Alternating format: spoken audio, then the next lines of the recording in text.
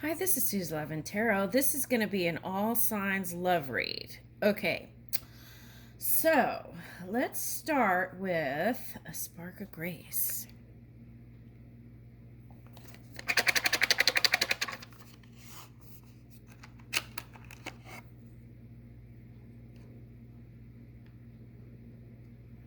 Okay, when faced with obstacles, channel the behavior of someone you admire.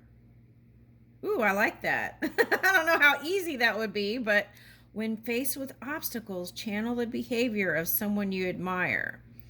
Or just focus on a feel good place, right? Yeah.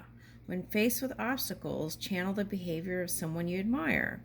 Or uh, just focus on something that feels good, right? Could be like your your fluffy robe or your cozy slippers. Your cozy bear slippers. Okay. All right. Um,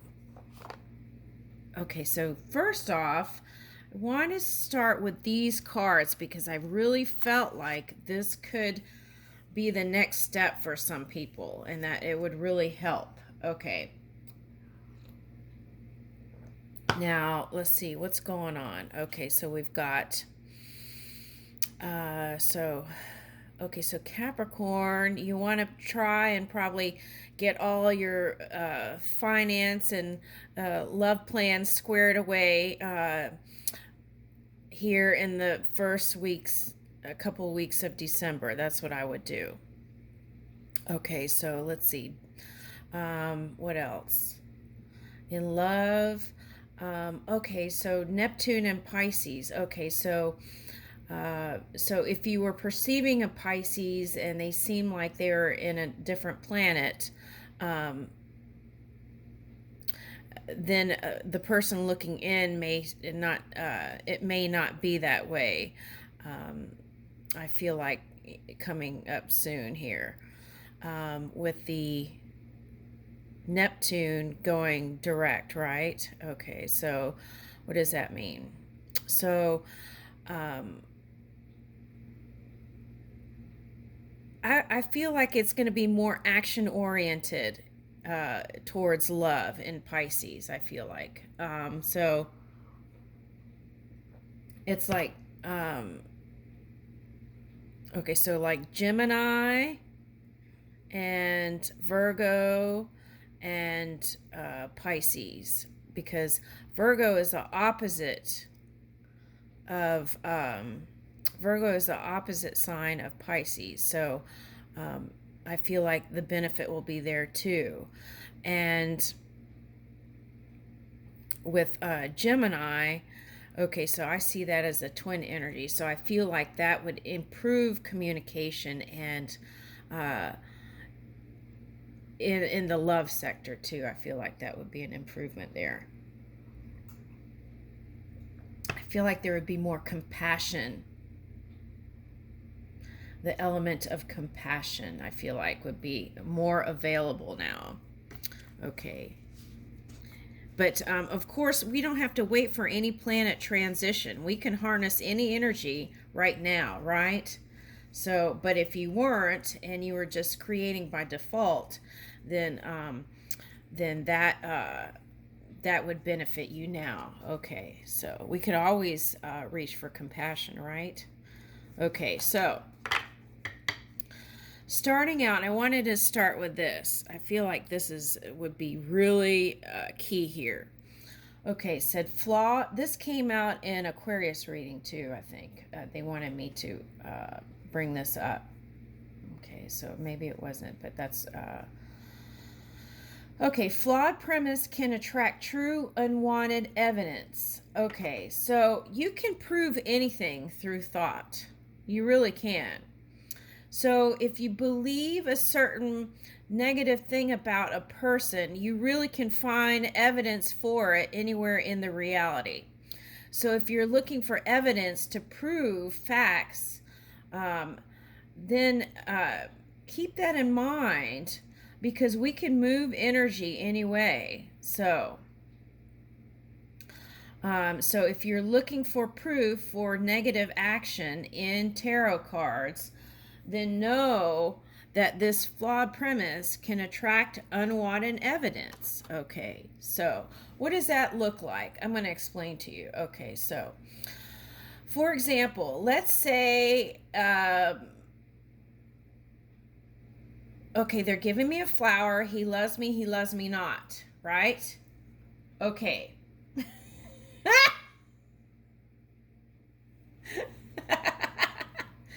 Okay, so you would go, he loves me. Okay, deep in your heart, you know he loves you, right? Okay, deep in your heart, you know she loves you. Okay, so because why? Why do you know that that person loves you? Because there is one energy that supports all of life, right? Okay, and that energy is a loving energy. Okay, so now sometimes we can convince ourselves that that's not the truth, you know, um, but uh, there's this one loving energy, positive energy that's supporting everything around here. Okay, so anyway, okay, so he loves me not. Okay, so she loves me not. Okay, so like a guy could go, she loves me not down the flower, right? And get to the last petal, and the last petal is she loves me not, right? And then, okay, so then you know how like a Xena or a Zinnia, okay, flower can have those little petals like underneath the big petal, right? So then he could go and search for that one little petal underneath that's growing out, um, that is turns it to she loves me. Same with the pendulum. Okay, so yes and no. That's why I don't do like to do yes and no, because we can change anything. If you do yes and no and it hits no, you can still change it to yes, right? Okay. So and if you're watching it, you can make it go to one way or another. Okay. So that's what I'm talking about. You can move the crystal, right? You can. Okay, so all right, so that's why flawed premise can attract true unwanted evidence. So let's say you thought someone was cheating on you. It could be true that they did. Okay. And it could be true that they didn't. And because you believe you did, you could find the evidence for it in tarot.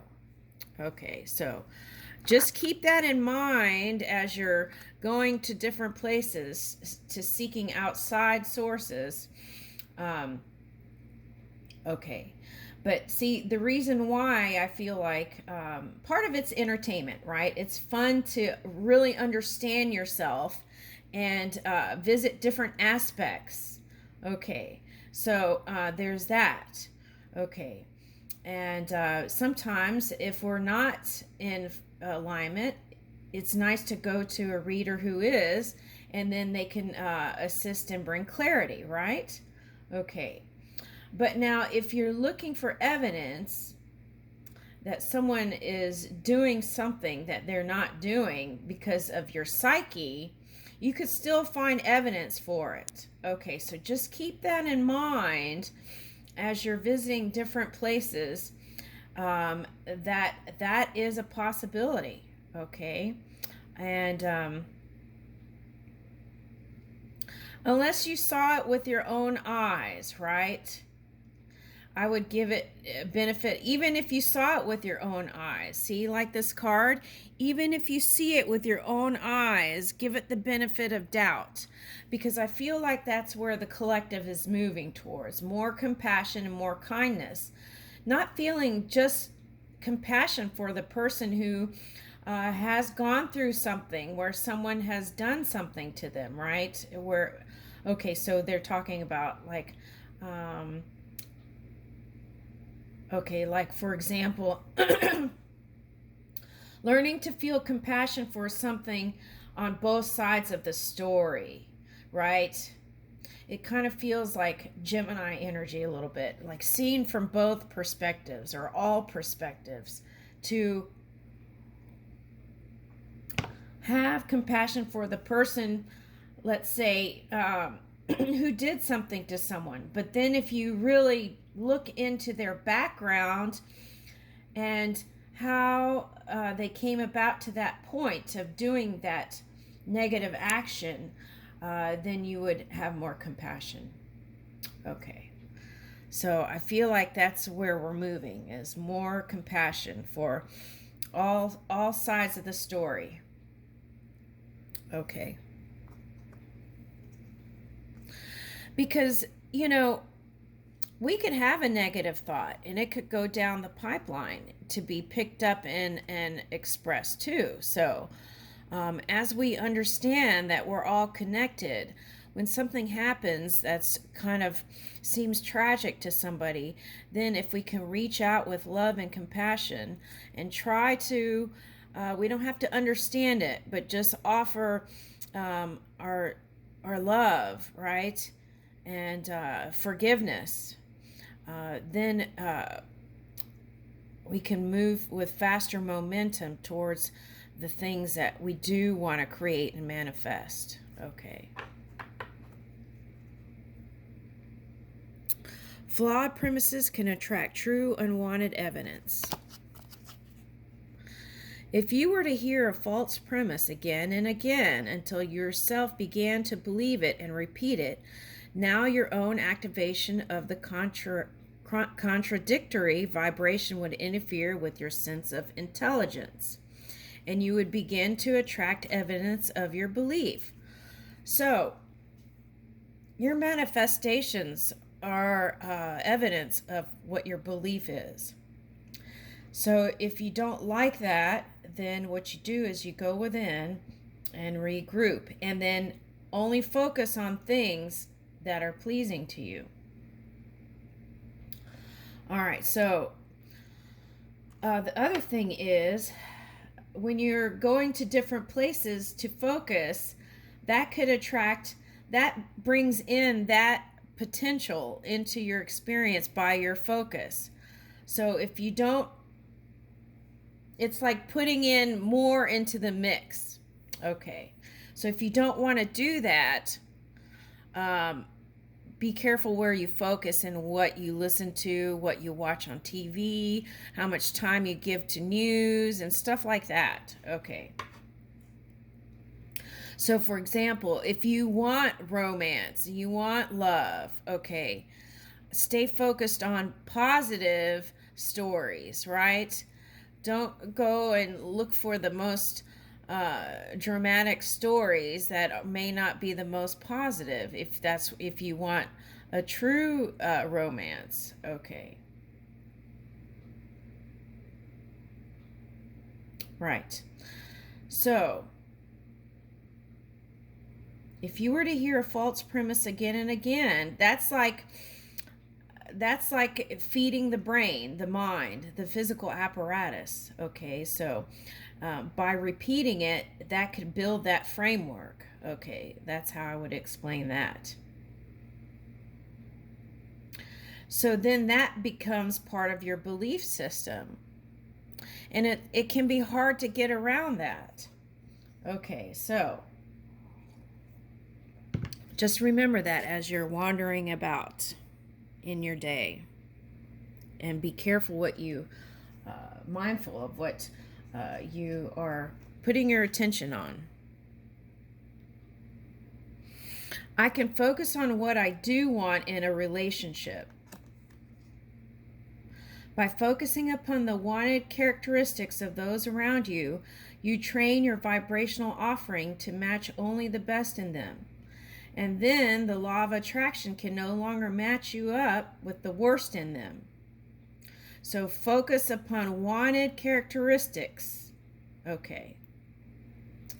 When you focus upon the worst of them and train your vibrational offering to match only the worst in them, the law of attraction can no longer match you up with the best of them. So, it's like training the mind, right?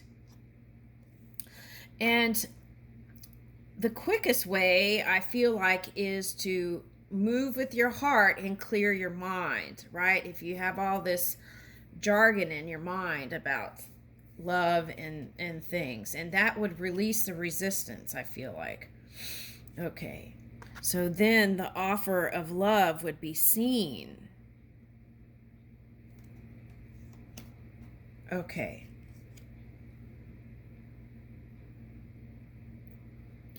I can stop attracting don't wants by attention to do wants. Okay. You cannot rid the world of things that bother you. And why is that? Because all humans, because of this dual nature of this reality, are thinking. Even if they think the positive thought, the opposite of that could be created. So with that in mind, right? And the fact that, they're showing me pinky in the brain. You can't control everybody's mind. They're going to do their own. That's part of the process of being here, is like acceptance, right? Everyone's unique individual thoughts. Okay. And you can't. Okay, so let's not say you can't. Okay. What you can control is your own thoughts, right? And if someone's going to go watch, something that's going to create more of the things you don't want, you can't force them not to do that. Okay. And you have to just take your focus somewhere else and make that the PowerPoint. Okay, so it's like PowerPoint presentation. You take your focus off of it and then focus on what you do want to bring in. All right. Okay, so you have got to rid your vibration of things that bother you. And when you rid your vibration of things that bother you, no things that bother you can come. Right. So it's like, what are you giving airtime to, right? All right. So, but you cannot really rid anything from your vibration because there is no exclusion in this attraction-based universe. The only way to stop attracting something that you don't want is by giving your attention to something that you do want. But you have to take small steps in it. Okay, well, I feel like you can take big steps in it. The key is, the quickest way, I think, is to lean in love, in your own loving energy, and then move from that point, and then the big steps can happen. Okay. The key is, right, that unity energy, really embracing the all, just really loving it. Okay. Yeah. Okay, so for example, so in the past, here's an example.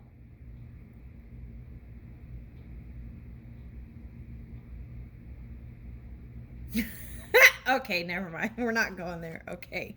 Another time. Okay, another story. Okay. I can get from an unwanted to a wanted relationship.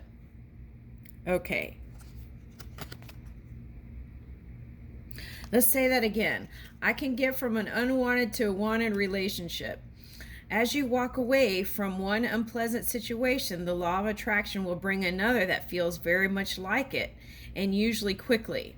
Right, so that's why that rebound thing, people call it the rebound. After you break up with something, there's a rebound, right? Okay, so it's not really rebound, it's the energy trying to recalibrate.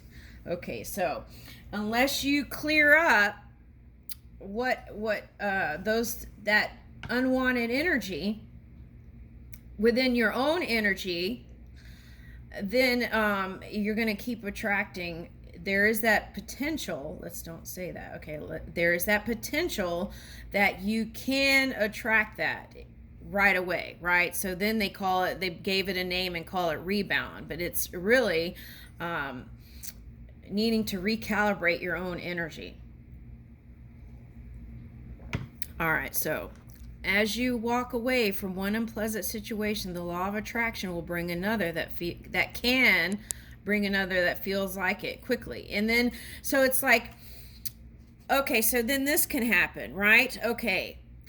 So you have one relationship that didn't work out, the other one didn't work out, the other one didn't work out. And it's like, so then you could start to believe that the reason why it didn't work out is because you were meant to be with this one magic person, right? Okay, but really, and it could be true if it's a past life contract, but the thing is, until you really clear that kind of funk out of your own energy, even if you get with the soulmate person that you had a contract with, it could end up like a twin flame energy, okay, burn up. So that's the thing that's very important here, okay.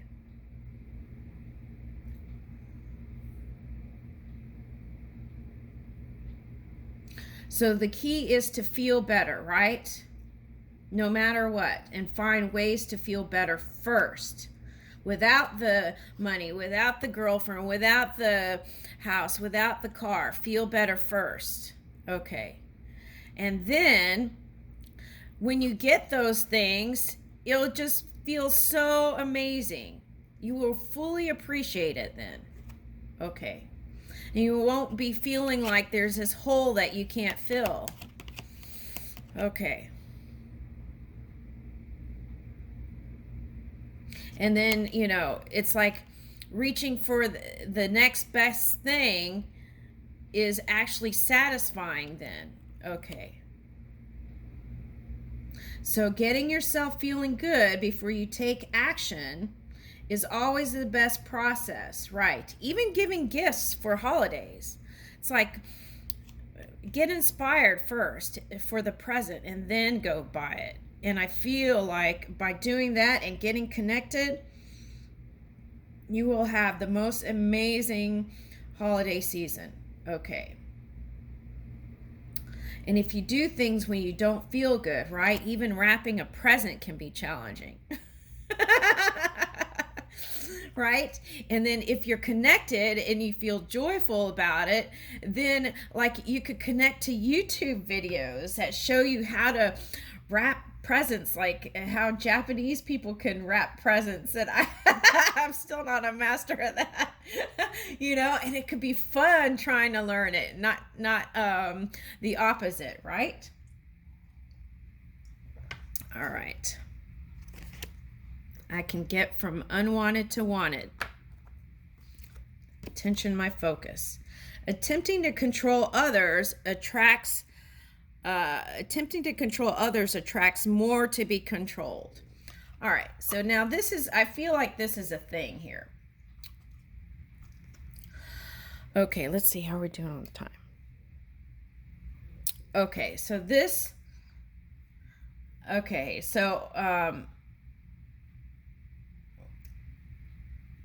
all right, so I feel like this is going to be just one video. Okay, then I'll have to do this. Okay.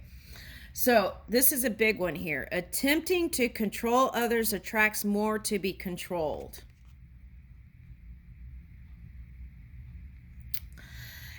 First, ask, why do you want to be in a partnership?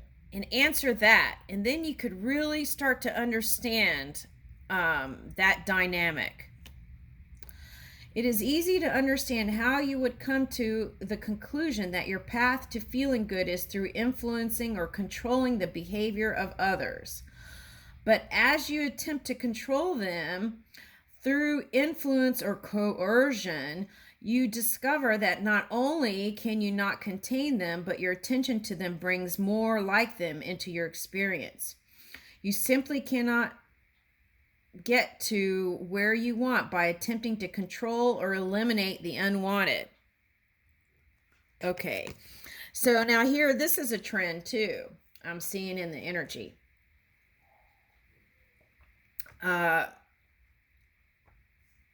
Okay, so there have been in the past people who have had codependency and control issues and things like that, and they were kind of passed down from, I see, as generational. That's the generational gap, and we're trying to close that up.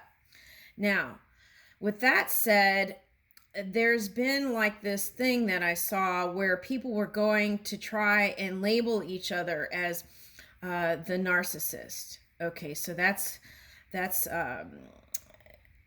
that doesn't solve the problem. Okay, so that's what I see. That's not it's like, who can beat the person, to label that person something, and then so therefore cannot be that thing, right?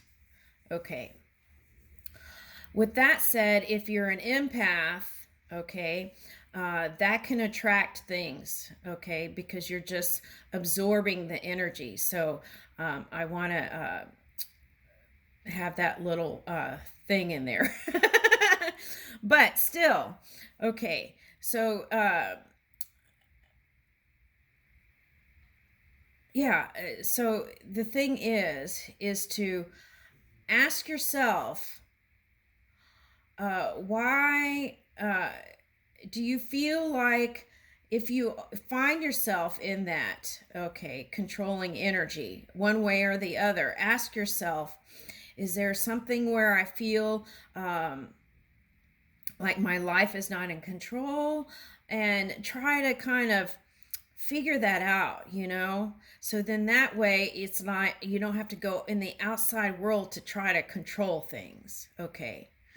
All right, so this has been coming up in readings this past week, so it may or may not be a thing, but I feel like it's been coming up. So it's like, to feel better, like people are going out to try and label things, okay, and then and therefore that makes that person free of whatever. So it's like, it's whatever it is to clear the mind, right? But we're all in a melting pot of creation here. So it's really not healthy to kind of, I think, point fingers and things like that. I think it's the way to compassion and kindness is just really understanding that all beings are can practice different things, but charged by one source energy, right? And through time and generations, things can be practiced, and so therefore it may be a little bit challenging for some to get through those things, but I really feel like love is the answer. Love is the answer to all things, and I feel like that's why we all strive to move in that. Okay.